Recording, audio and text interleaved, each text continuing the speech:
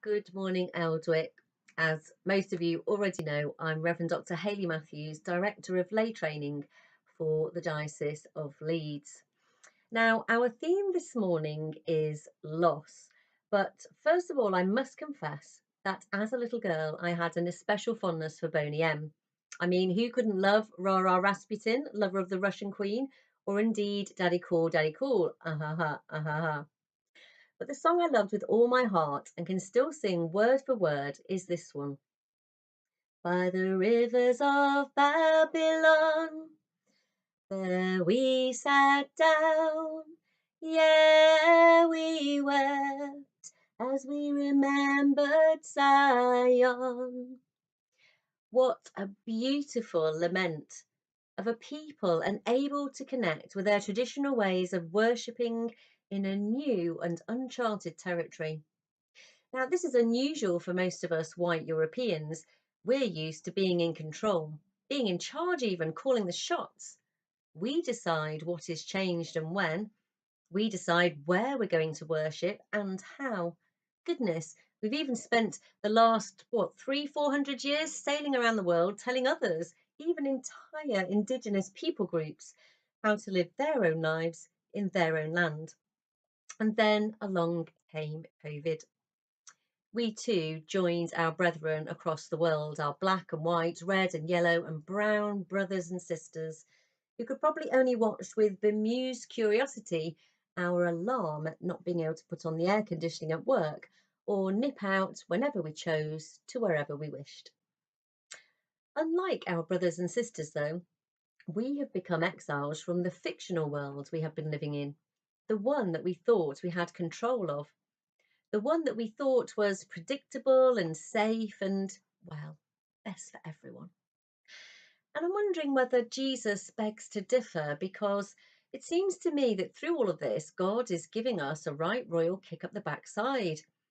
We've been forced to lose all of our familiar ways of worshipping.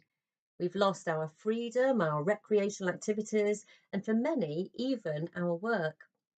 We're being led by Boris and his ministers through a quagmire of confusion where it seems that not only do inequalities exist, but they are widening at a worrying pace that may quickly make us all a lot poorer than we ever have been before.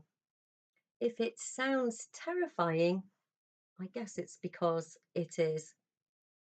Yet Paul reminds us through his letter to the Philippians that we are all on a journey. Essentially, at baptism, we signed up to a lifelong spiritual quest.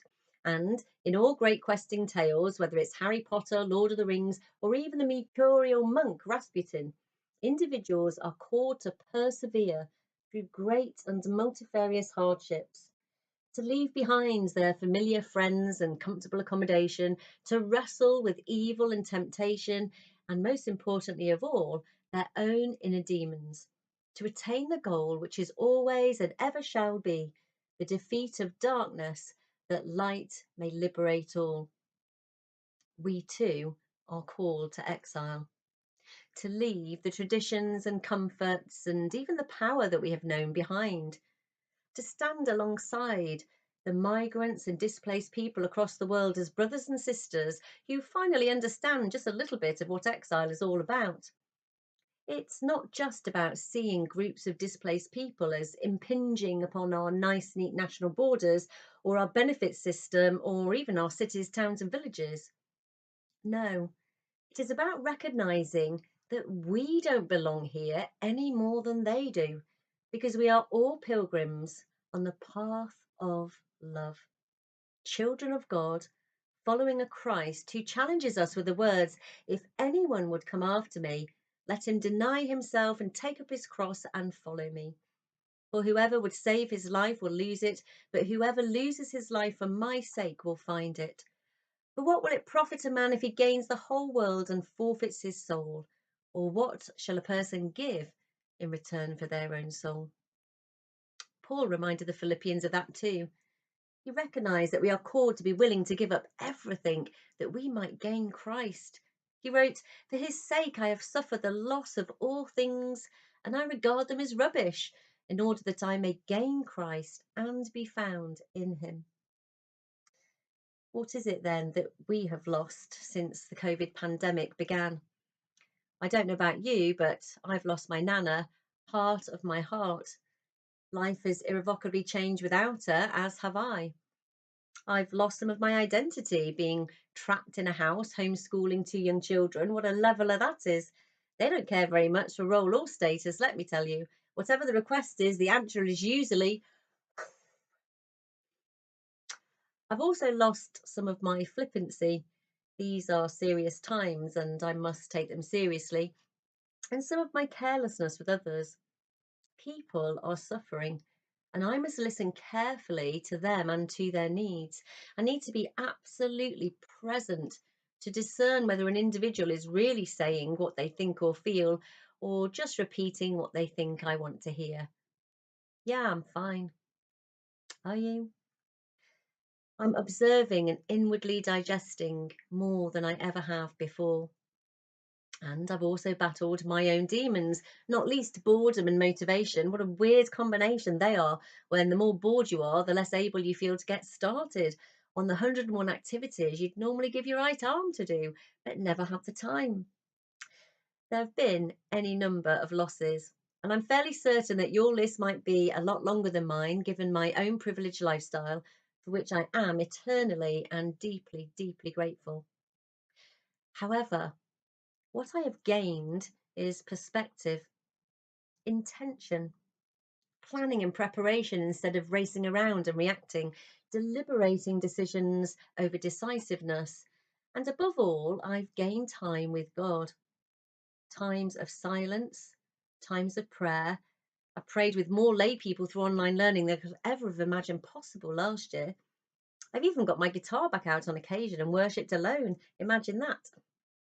I've gained a deeper appreciation for the relationships in my life and for those people who need relationships but whose paths don't usually cross mine. I've read much to make me think about the world we live in, creation and others, and I've reflected on the fact that so much of that which I've lost turns out not to be all that important after all. That gaining Christ, gaining perspective, gaining new relationships, gaining assurance of my place in a worldwide web of diverse brothers and sisters who need me as much as I need them. That is the point. My dear and beloved friends here at Eldwick, we are on a quest. Our losses, great and small, are all caught up into Christ and transformed, shining from us as the gifts of the Spirit that are, like wisdom, more precious than rubies. However hard it has been, however hard it will be, whatever, whomever you have lost, take up your cross. Look to your brothers and sisters for strength, or if you can, be their strength, and together head towards the light. It is there. It has never gone out and will only become brighter as we add to it our own. At baptism, our quest began when you or your godparents were handed a lit candle with the words, "Shine like a light in the world, to the glory of God the Father. Amen."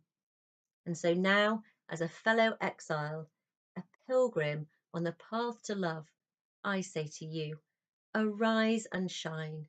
Shine like a light in the world, to the glory of God the Father. Amen.